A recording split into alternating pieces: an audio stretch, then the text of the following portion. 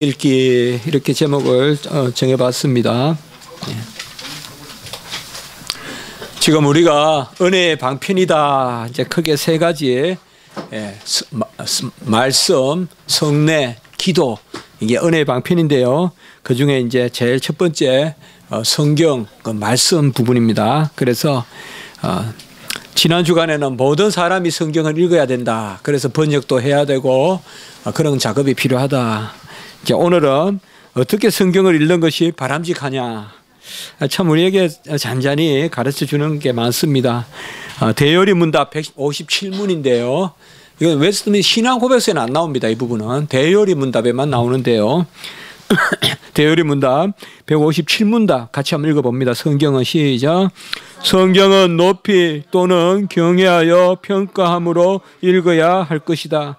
성경은 하나님의 말씀이므로 하나님만이 그 뜻을 깨닫게 하신다는 확신 가운데 그 뜻에 순종하겠다는 열망으로 부지런히 기도함으로 읽어야 할 것이다.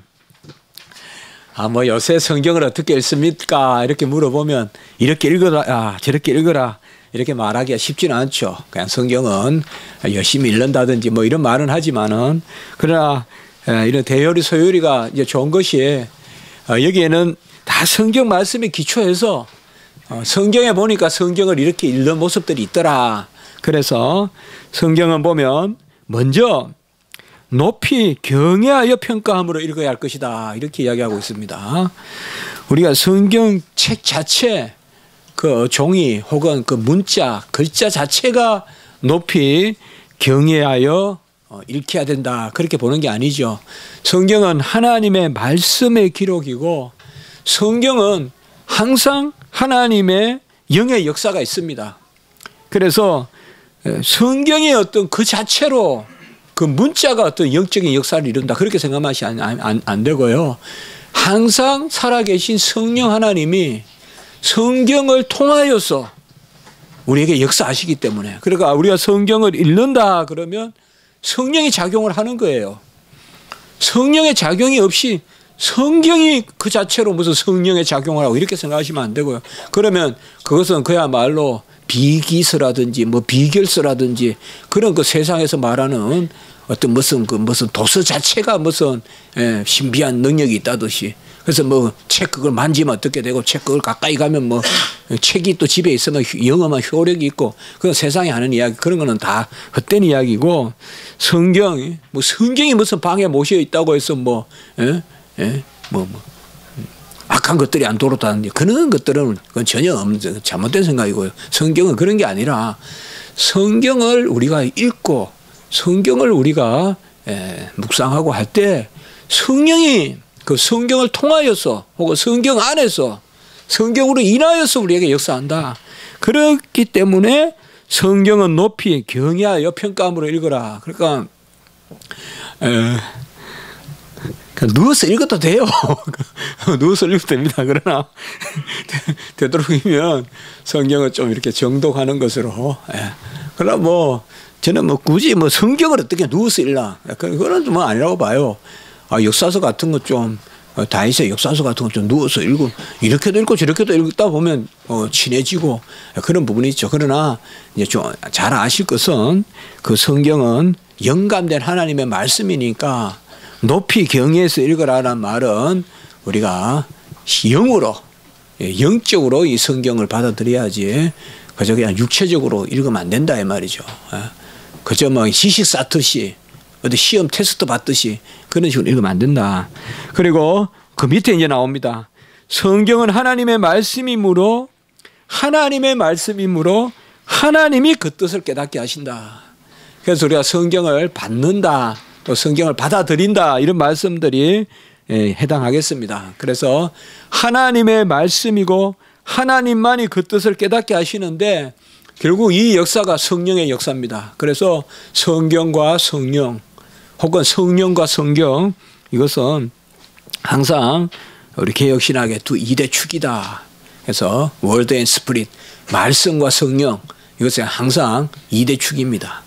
그래서 우리가 말씀을 이렇게 보면 내가 어찌해서 그 말씀을 받아들인다 이러기보다는 말씀이 성령과 함께 역사하기 때문에 우리가 말씀을 대하면 그 말씀으로 성령이 함께 역사해서 우리 안에 감화를 하고 그렇게 우리가 받아들여야 됩니다. 그래서 뭐 내가 어떤 준비가 돼서 성경을 끌어들여서 그 성경이 이제 나한테 역사한다 그런 개념이라기보다 성경이 하나님의 약속된 말씀이기 때문에 하나님이 주신 말씀이기 때문에 그 말씀을 우리가 가까이 하고 읽으면 성령의 역사로 그 성령의 임함이 있습니다. 그래서 좀 조심스러운 이야기지만은 저는 특별히 가르치고 또 책도 써보고 또 이러면서 정말 하나님의 말씀에는 성령의 역사가 있어요. 어떤 기계적인 게 아니고 이제 그런 거를 제가 이제 알아요. 제가 알기 때문에 이런 것은 성경이 저를 끌고 간다. 성경이 저를 인도한다. 그런 마음들이 있어요. 그렇기 때문에 우리가 꼭 아실 것은 뭐 독파한다 그런 개념 물론 좋아요. 완독한다 이런 개념 좋지만 그것도 기계적으로 생각하시면 안 돼요. 그러니까 주일날 말씀 듣는 거 이거 일주일에 1년에 52주 해봤자 뭐 한 5구절 해봤자 뭐 259절 259절 하루만 해도 다 읽을 수 있어요. 259절 그런데 뭐 막 그냥 독파하는 그냥 스케줄 잡아가 하루에 3시간 4시간씩 읽고 그게 아닙니다. 성경이라는 것은 그게 아니에요. 보면 참 겸손해야 되겠더라고요. 그러니까 막 저도 보면요 막 성경을 그냥 막 처음부터 끝까지 막 다다다다 외우듯이 해가지고 뭐 어떻게 해가지고 막 그래가 막 이해가 되고 책을 쓰고 그게 아니더라고요. 하나님이 그때 역사하셔서 몇 구절을 본 것 같은데도 하나님이 이렇게 딱 아우러서 이해가 되게 해주시고 그런 게 있어요. 그래서 제가 자꾸 주일 말씀 이런 것들을 잘 그게 그냥 어느 한 구절이라고 생각하지 마시고 그 말씀이 확 이렇게 주변에 그래서 하나님의 말씀이므로 하나님이 뜻을 깨닫게 하신다. 그 확신 가운데 그 다음이 중요합니다. 또 순종하겠다는 마음으로 부지런히 기도함으로 읽어라. 그러니까 순종하겠다는 말은 이 영적인 반응입니다. 그러니까 순종이 있기 전에 항상 우리는 뭐가 있어야 되냐? 고백이 있어야 되거든요. 그러니까 물론 우리가 생각하기에는 고백이 있고 순종이 있고 그게 아니죠. 표는 안 나요 우리에게. 그러나 우리 심령에 아멘이 있기 때문에 따라가는 거 아니에요. 그렇지 않아요? 우리가 하나님 말씀을 받았을 때 아멘이 있기 때문에 순종하는 거죠. 그래서 하나님의 말씀에 순종하겠다. 그러니까 고백을 하고 하나님의 말씀에 따르겠다 하라는 그 마음으로 부지런히 기도함으로 읽어라. 그러니까 하나님의 말씀은 구약의 개념으로도 그렇고 주야로 묵상한다. 그러니까 꼭 그렇게 우리 성도님께 말씀드리고 싶어요. 너무 기계적으로 너무 의무적으로 막 성경을 읽는다. 그런 부분도 좀 필요하긴 해요. 정해놓고 읽고 하는 것도 필요하지만 무엇보다도 중요한 것은 우리가 하나님의 말씀을 전달받는 이 강단의 설교나 이런 것들을 잘 새기고 그리고 부지런하다는 말은 계속 우리가 하나님의 말씀에 열려 있어야 된다 이거죠. 그러니까 부지런한 게 뭐겠어요. 모든 삶에 다 내 이성대로 그냥 주장된다 그러면 성경 말씀이 적용될 영역이 없잖아요. 어린아이가 뭐겠어요. 성경 말씀이 많이 적용되는 영역을 만드는 거죠. 우리가 나에게는 이 영역이 하루 종일의 삶 24시간 삶 중에 나는 그냥 뭐 한 1, 2분만 성령의 역사하고 나머지 전부 내 마음대로 산다 그러면 하나님의 말씀을 부지런히 읽을 이유가 뭐가 있겠어요. 하나님의 말씀이 부지런하다는 말은 다른 것이 아니라 이런 케이스는 하나님 말씀은 어떻게 하고 있는지 저런 케이스는 어떻게 하고 있는지 꼭 뭐 어때 죽었게 하듯이 이 경우는 무슨 말씀인지 이렇게가 아니라 항상 우리가 열려 있어야 된다 이 말이에요. 하나님의 말씀이 정말 그런 것 같아요. 정말 우리가 인생을 살아갈 때 정말 두렵고 떨림이 있는데 그렇지 않습니까? 우리 연약하잖아요. 참 하나님이 우리 붙드시지 않으면 언제 우리가 넘어지고 그렇지 않아요 여러분들. 두렵고 떨림이 있잖아요. 그런데 하나님 말씀에 항상 열려있는 이게 부지런하다는 말은 필히 하나님의 말씀이 나에게 모든 영역에서 작용하게끔 그런 영역을 우리가 열어놔야 하나님 말씀에 부지런한 우리 그런 상고가 있다. 그리고 기도하면서 읽어라라고 이렇게 이야기하고 있습니다. 기도하면서 읽으라는 말과 그 다음에 말씀 가운데 기도하라는 말은 서로 틀리지 않습니다. 사실 기도가 깊다 이런 말도 쓰는데 기도가 깊은 게 뭐겠습니까? 말씀이거든요. 말씀이에요. 말씀을 내가 붙들고 말씀을 가지고 하나님께 아뢰는 거죠. 하나님이 받으실 만한 것을 기도해야 되는데 그 말씀이 없이 어떻게 우리가 하겠어요? 안 그래요? 이방 주술하듯이 기도하지 않잖아요. 그래서 오늘 말씀에서 바람직한 성경 말씀은 다시 잠깐만 정리해 보면 성경을 성경답게 읽어라. 성경은 인생의 책이 아니다. 하나님의 말씀이고 하나님의 말씀이 주셔야 된다.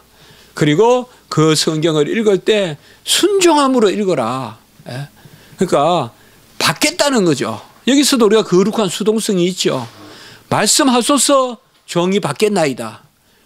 지금 성경을 읽지만은 내가 마친 거야 막 억지로 뭘 캐내듯이 막 그렇게 하지 말고 꼭 그렇더라고요.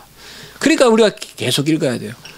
오늘 이 수준에서 오늘 주시는 말씀 또 요새 나의 수준에서 주시는 말씀은 그 수준에 필요한 말씀을 또 성경에 기록하고 있고 받는 거니까 또 어느 정도 세월이 흐르면 또 성경을 닫아 놓으면 안 되고 그때 또 읽으면 그때 또 수준에 맞는 성경을 주시고 그래서 오늘은 그렇게 말하고 있습니다.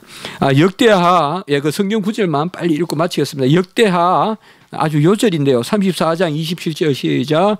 내가 이곳과 그 주민들며 하는 것을 내가 듣고 마음이 연약하여 하나님 앞 곧 내 앞에서 겸손하여 옷을 찢고 통곡하였으므로 나도 내 말을 들었노라 여호와가 말하였느냐. 제가 왜 이 구절을 썼는가 하면요. 제일 앞에 보면 듣고 그 다음에 마음이 연약하고 겸손하고 바로 성경 읽기에 한 과정을 이야기해 주는 말씀 같아요. 이 역대한 말씀이. 그래서 여기 기록했습니다. 누가복음 24장 45절 바로 엠마오로 내려가는 제자들에게 주님이 나타나셔서 부활하신 주님이 만나고 하신 말씀입니다. 시작. 이에 그들의 마음을 열어 성경을 깨닫게 하시고 바로 주님이 엠마오로 내려가는 제자들에게 성경을 깨닫게 하셨죠.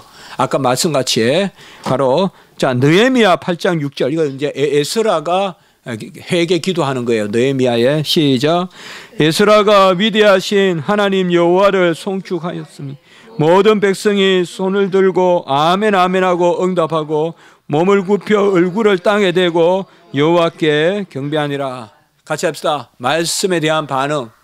그러니까 이게 말씀이 이겁니다. 그러니까 아멘 아멘 하고 손을 대고 땅에 얼굴을 묻고 그렇게 말씀을 받더라. 이 하나님이 큰 일을 할 때는 성전을 지을 때라든지 또 성벽을 재건할 때라든지 또 사무엘 시대 때 블레셋을 물리쳤다라든지 꼭 말씀의 역사가 있다.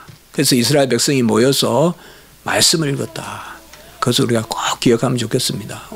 오늘날 모여서 말씀 읽는 애 잘 없잖아요. 모여서 기도하는 건 많지만 그러나 모여서 말씀 들으면서 말씀 보면서 기도해야지 말씀을 닫아놓고 모여서 기도만 하는 거 그거는 간혹은 말씀을 등한시 한다면 안 된다 이거예요. 뭐 말씀을 평소에 보면서 기도하는 것이야 괜찮죠. 그러나 구약시대 때 보면 모여서 기도할 때 꼭 이 말씀이 있다는 거 그것을 우리가 잘 생각하시면 좋겠습니다. 오늘 감사하고요. 이제